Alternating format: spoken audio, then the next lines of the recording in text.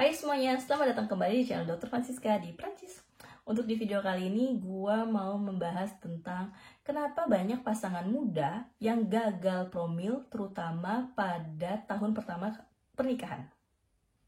Tapi seperti biasa, buat teman-teman yang baru saja bergabung atau baru saja ketemu dengan channel ini, jangan lupa untuk support channel ini supaya channel ini semakin berkembang lagi. Caranya gampang banget.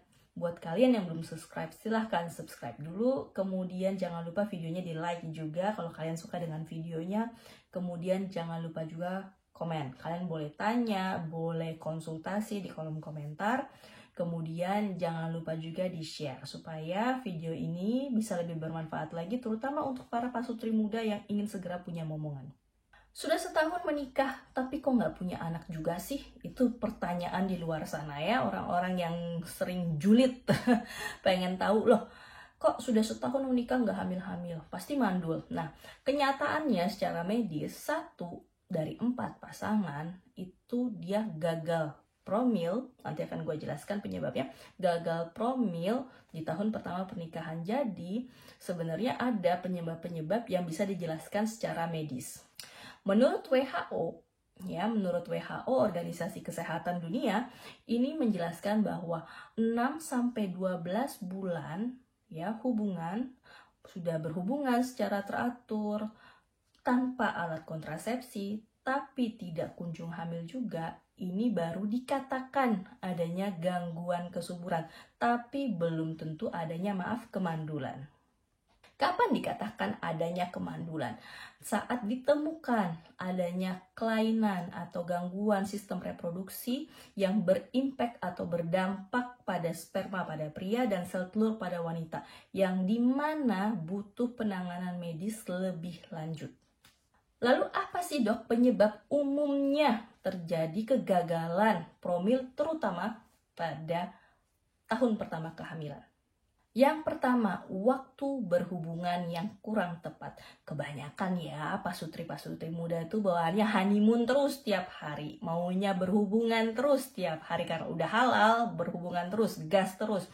Nah, ini adalah keadaan yang salah, kondisi yang salah. Dimana kalau memang kalian ingin segera promil, program hamil, atau ingin segera punya momongan, dicari waktu yang tepat. Di mana waktu yang tepat adalah pada waktu atau pada masa ovulasi. Jadi wanita sebaiknya sebelum menikah itu sudah mulai mencatat menstruasinya kapan, kira-kira tanggal ovulasinya kapan. Kalau males, boleh pakai aplikasi. Kemudian yang kedua, yang kesalahan lainnya adalah karena stres dan tertekan. Sering diomongin tetangga, sering diomongin keluarga, kapan punya anak, kapan punya momongan, jadi stres, jadi terbawa. Ya, ini juga sangat-sangat mempengaruhi. Sering sekali sudah gue jelaskan, terutama di video-video gue sebelumnya, mengenai stres. Apa hubungan stres dengan gangguan hormon? Dimana gangguan hormon ini bisa menyebabkan gangguan pada sel sperma dan sel telur. Kemudian yang ketiga, gaya hidup. Sudah sama-sama nih, waduh udah deh makannya sembarangan gitu ya, olahraganya udah deh lupa, terus rokoknya, belum lagi alkoholnya. Jadi gaya-gaya hidup inilah yang terkadang mungkin dianggap sepele, tapi ternyata gaya hidup ini sangat berpengaruh dengan ketidakberhasilannya promil kalian. Kemudian yang terakhir, fakta medis. Fakta medis yang memang tidak diketahui atau tidak disadari. Misalnya ada gangguan pada sperma, misalnya gangguan kuantitas dan gangguan kualitas dari sperma. Oke. Kemudian pada wanita adanya endometriosis, adanya PCOS ya. Ini bisa juga berpengaruh gitu ya, seperti yang tadi sudah gue jelaskan di awal. Jadi memang ini kondisi medis yang memang butuh pemeriksaan lebih lanjut, jadi harus periksakan ke dokter.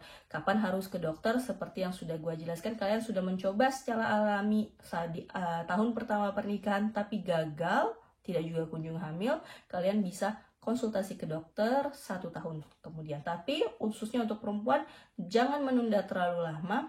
Jangan lebih dari 35 tahun. Kenapa? Karena di atas 35 tahun itu risiko cadangan sel telur yang semakin berkurang justru nanti akan menurunkan kemungkinan kehamilan karena itu tadi cadangan sel telurnya semakin berkurang. Lalu solusi lainnya dok, solusi lainnya jelas suplemen.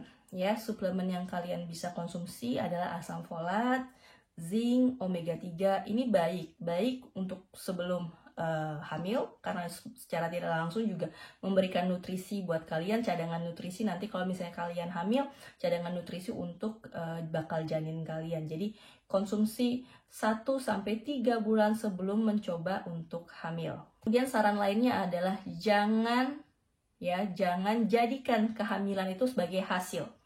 Tetap bersenang-senang boleh ya, berhubungan secara normal boleh, tapi kalau misalnya kalian memang benar-benar ingin segera mempunyai momongan, seperti yang tadi sudah gue jelaskan, waktunya harus tepat ya. Pakai aplikasi atau hitung secara kalender kira-kira kapan nih waktu ovulasi, dan itulah adalah waktu yang tepat. Jadi 2 hari sekali, terutama menjelang masa ovulasi.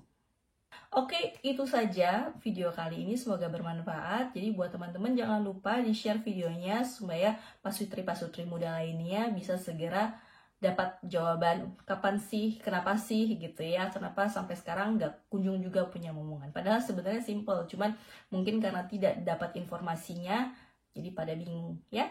Oke, sampai jumpa lagi di video selanjutnya. Dadah!